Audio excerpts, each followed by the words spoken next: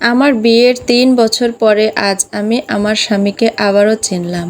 আমি নওরিন আক্তার নুজা। নুজা গল্পের শুরুতে আপনাদেরকে স্বাগতম।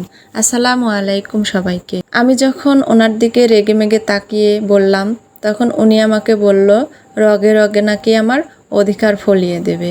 এ বলেই উনি আমায় এক প্রকার ছুঁড়ে দিয়ে ওয়াশরুমের দিকে চলে যান। আমি পড়ে যেতে যেতেও নিজেকে সামলে নেই। একটা মানুষ কতটা বাজে মন মানসিকতার হলে এমন আচরণ করতে পারে? আমার 2 হাত ছিঁড়ে ব্যথায়, কিন্তু তার চেয়ে বেশি জ্বলছে অন্তর। ওই পুরুষ আমায় ছুঁয়েছে, কেন ছুবে আমায়? কথা কি এমনই বলা যায় না? কেন ছুলো? এর উত্তর দিতে হবে ওনাকে। অধিকার ফলাবে? কিসের অধিকার ফলাবে? কে? কেন? কে হন উনি আমার, যে এত বড় বড় কথা বললেন? আমায় ছুবেন, এতে একটা থ্রেড দিতে হবে। হাড়গুলো ব্যথায় ছিঁড়ে যাচ্ছে, মনে হচ্ছে কেউ কুপিয়ে দিয়েছে। ইচ্ছে করছে চিৎকার করে কাঁদতে, কিন্তু আমার জন্য কাঁদাও এখন নিষিদ্ধ। চোখে পানি জমেছে, কিন্তু বুকে পাথর বাঁধা, তাই সেই পানি বাধ্য হয়ে নিজের চোখেই জমে আছে।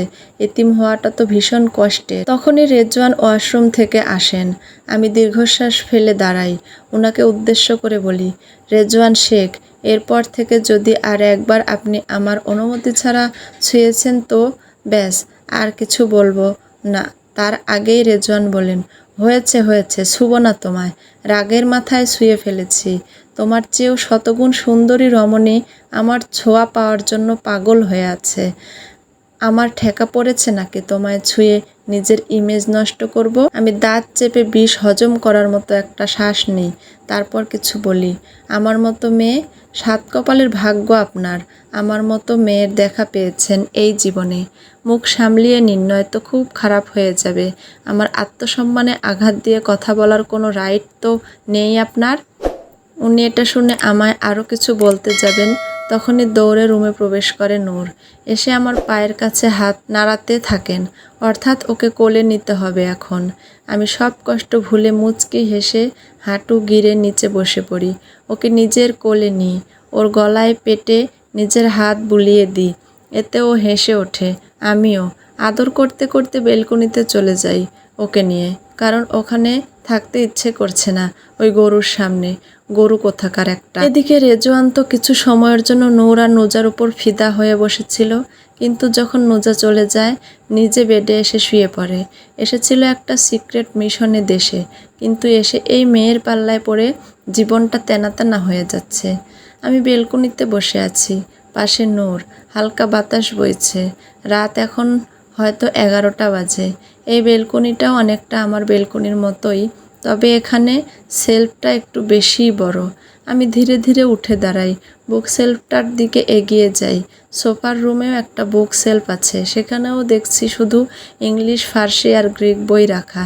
এখানেও তাই একটু কৌতূহল হয়ে যায়। একটা বই তুলে নিই আমি সেই বুক সেলফ থেকে, যার নাম সিক ফক্স। লেখক দেখলাম টিলি ক্লোর্ক। আমি ফোন নিয়ে তাড়াতাড়ি গুগলে সার্চ করি এর নাম। সার্চ করে যা দেখি তাতে তো চোখ বড় বড় হয়ে যায় আমার। আস্তাগফিরুল্লাহ। একটা বিকৃত অন্ধকার প্রেমের গল্প, যেখানে কামনা আর পাপের সীমা উল্টে দেওয়া হয়েছে। আমার হাত থেকে বইটা পড়ে যায়। ছি, এইসব রেজওয়ানের প্রিয় হবেই তো, যার মধ্যে জঘন্যতম মানুষের কাছ থেকে কী বা আশা করা যায়? গরু কোথাকার একটা, শুধু দেখতেই মানুষের মতো। এই বইটা তুলে নিয়ে সেলফে রাখি। আমি আরেকটা বই তুলে নিই, যার নাম দ্য মেডলেফ, লিখেছেন দ্য এফডি। এই বইগুলো ভয়াবহ নোবেল। এগুলো পড়ে এই লোক, ছ্যাঃ, কি অসভ্য। আমি যত খুঁজি ততই ভয়ানক নিষিদ্ধ উপন্যাস চোখে পড়ছে। এগুলো সম্পর্কে গুগলে জানার পর আমার বুক ধুকপুক করে, মনে হয় হার্ট অ্যাটাক করতে বসেছি। আমি আরেকটা বই নিতে যাব, তখনই রেজওয়ান বেলকনিতে এসে দাঁড়ায়। আমি বুঝতে পারি ওনার উপস্থিতি, তাই ঘাড় ঘুরিয়ে তাকাই। উনি বাঁকা চোখে বুকে হাত গুজে আমার দিকে তাকিয়ে আছেন। আমি এক নজর পরখ করি ওনায়। সত্যি রেজওয়ান সুদর্শন পুরুষ। উনি আমায় নিজের দিকে তাকাতে দেখে ডেভিল স্মাইল দিয়ে বলেন, এগুলো তুমিও পড়ো নাকি শ্যাডোজো? শ্যাডোজো, এটা শুনে আমি তড়িৎ গতিতে বলি, এইসব ফালতু নামায় আমায় একদম ডাকবেন না। আর আমার রুচি আপনার মতো এত নিকৃষ্ট নয় যে আমি এসব ফালতু বই পড়ব। রেজওয়ান এটা শুনে আমার দিকে 2 কদম এগিয়ে এসে বলেন, আমি তোমায় শ্যাটোজই ডাকবো। কি করবে তুমি? আর এইসব উপন্যাসের মজা তুমি কি বুঝবে? আমি বুঝবো না? গরু কোথাকার! আমি দাঁত চেপে বলি, শ্যাটোজো ট্যাটোজো মানুষ তার বউ বা প্রেমিকাকে বলে। আমি তো আপনার বউ না, প্রেমিকাও না যে এসব ফালতু নামে আমায় ডাকবেন। এটা শুনে রেজওয়ান শয়তানি হাসি দিয়ে বলেন, আমি রেজওয়ান শেখ, একটু ডিফারেন্ট। সবাই নিজের প্রিয়জনকে এটা ডাকে, আর আমি না হয় আমার শত্রুকে ডাকলাম। আমি ওনার শত্রু? হ্যাঁ, এটাই তো।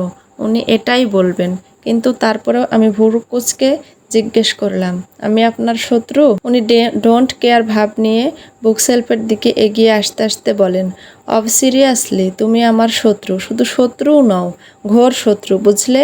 আমি দীর্ঘশ্বাস ফেলি। উনি আমায় শত্রু মনে করেন? কেন মনে করেন? কি ক্ষতি করেছি আমি ওনার? এটা ভেবে চারিদিকে তাকাই। তখনই বুকশেলফের এক কর্নারে চোখ যায়, যেখানে নীল রঙের স্লাইড বসানো একটা মাই ফ্লুট মুভির ছোট্ট একটা ফ্রেম, যার ওপরে বড় করে লেখা রেজওয়ান ফিট মুভি। ছি! আমি চোখ ঘুরিয়ে নিই।